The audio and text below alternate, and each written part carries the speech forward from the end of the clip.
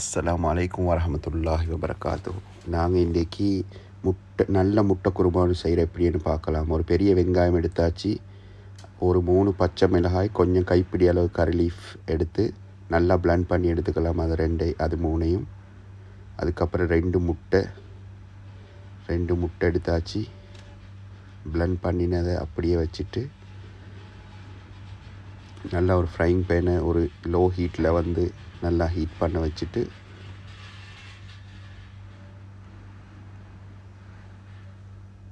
அது அப்படியே நல்லா ஹீட்டாகிட்டு இருக்கும். லோ ஹீட்டில்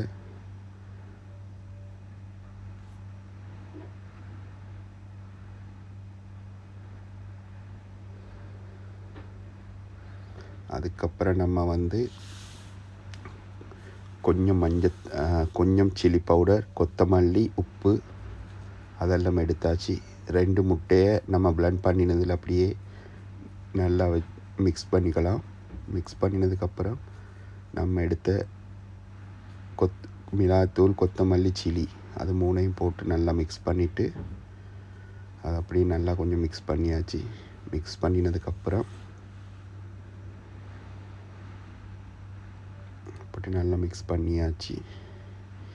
மிக்ஸ் பண்ணி நம்ம லோ ஹீட்டில் வச்சுருக்கிற ஃப்ரைங் பேன் ரெடியாக தான் இருக்குது. லோ ஹீட்டில் கொஞ்சமாக ஆயில் ஊற்றிக்கோங்க. கொஞ்சமாக ஆயில் ஊற்றினா தான் நல்லாயிருக்கும். கொஞ்சமாக ஆயிலை ஊற்றி நல்லா ஃப்ரைங் பேனை வச்சுட்டு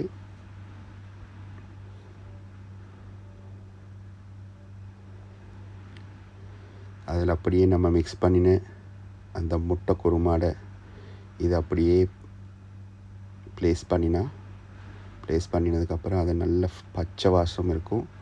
ஒரு பச்சை வாசம் போகிற லெவலுக்கு ஒரு 5 to 7 minutes ஒரு பச்சை வாசம் போகும் வரையில் கொஞ்சம் மிக்ஸ் பண்ணிவிட்டு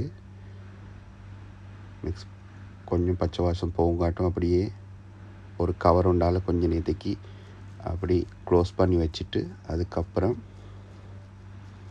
ஒரு 5 to 7 minutes எடுத்ததுக்கப்புறம் பார்த்தா நம்ம முட்டை குருமா ரெடியாக இருக்கும். இது நல்லா இருக்கும்.